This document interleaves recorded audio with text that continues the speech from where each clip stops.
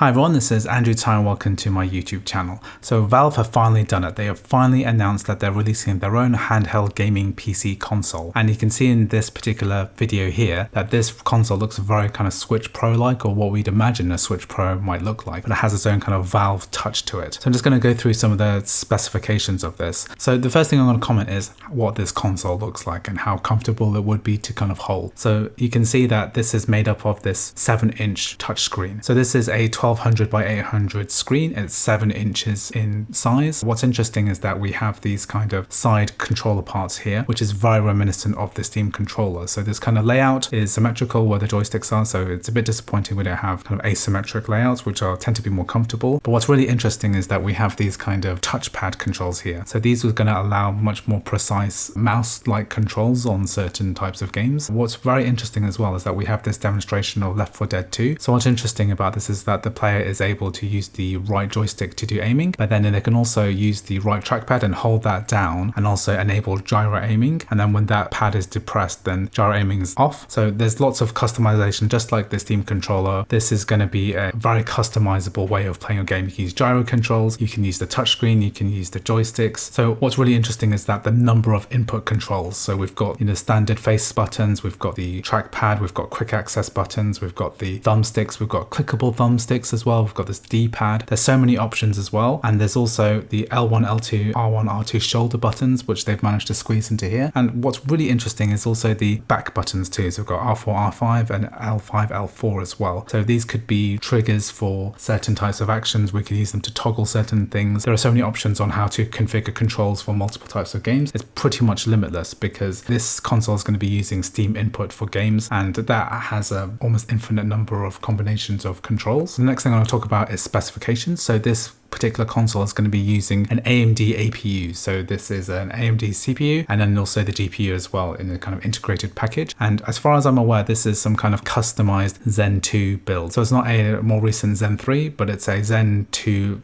this GPU is capable of 1.6 teraflops. So this kind of puts it in the region of like an Xbox One. The thing is that this is going to compete quite favorably because we're not targeting 1080p, we'll be targeting 720p. Because the screen is only 7 inches, we don't need such a high resolution. So in theory, we could have half the resolution and much faster gameplay compared to similar consoles. The other interesting thing is that we have these 3 tiers of storage. So we have the 64 gigabytes of eMMC, which is going to be at the lowest price. Now eMMC storage tends to be extremely slow, but probably fine for most games, to be honest. And then we have the solid state drives here. So we've got 256 and 512. So they're saying the 512 is going to be running faster. I imagine that we'll be able to take these apart and then add our own NVMe's in. Hasn't said anything about customized storage. So that's really very, very interesting. And what's great as well is that they're including a micro SD. So there's going to be a micro SD slot at the bottom. Now I've used similar portable handhelds in the past. For example, I used to own a GPD Win 2, and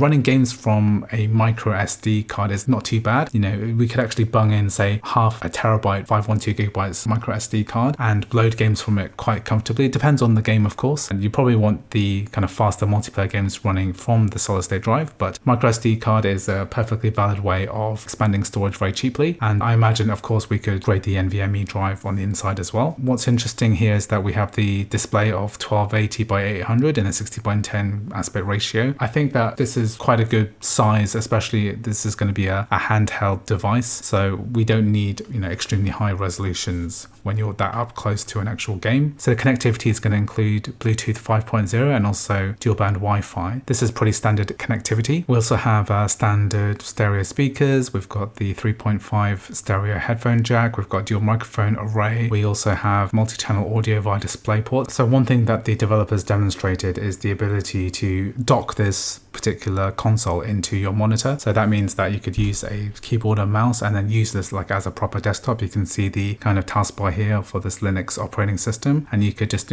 alt tab and then run this full screen and play a game like Crusader Kings like fully like a normal desktop PC. So apparently this dock is a custom built dock that's going to be available later, but I imagine that we could just use these USB-C DisplayPort and just plug in directly into a monitor. I don't think we need necessarily to have a customized dock. So I imagine we could just plug in the Steam Deck via USB-C straight into a monitor and then use a wireless keyboard and mouse, or just plug them in via a kind of dock or kind of a USB-C adapter, and we could run this exactly like a normal gaming PC, kind of a low-powered one, but a gaming PC nonetheless, a little bit like Samsung Dex or something like that. You could just dock it into your desk and then have a full desktop experience, but you'd also take it away with you and use it portably. So what it contains is a 45-watt USB-C type power supply, so that's going to be using for charging, and we have a 40-watt-hour battery. So it's saying here that we're going to have 2 to 8 hours of gameplay. So that really depends on what kind of games we'll be playing. So I imagine the much more graphically intense ones, of course, probably going to last 2 hours, which is still very, very impressive, but 8 hours for a less demanding game. So when we're looking at 669 grams in weight, so that's substantially more than like with a Switch with the Joy-Cons attached, but it's still quite impressive that we're going to have a sub 1 kilogram weight for this much power in your hands. This is going to be the official dock that's going to be sold separately. They haven't given a specific price for this yet. So this is going to allow you to dock your Steam Deck straight into a monitor and keyboard and mouse, and also the Ethernet and power as well. So the operating system that the Steam Deck is going to be using is a new version of SteamOS. So this is reportedly built on top of Arch Linux. And in order to play games, it's going to be using a compatibility layer called Proton, which has been used a lot by the Linux gaming community. And that allows a lot of Windows games to be run pretty seamlessly on Linux computers. So I find this very interesting because for the very first time, we're going to have a single unified experience with Linux on Steam. So if someone is making a Linux port or they are developing a Proton fix, then they are able to target one particular set of hardware and software, which is the Steam Deck, and make it compatible for that first. So this is quite exciting because this might make the compatibility of all these Linux games much more feasible.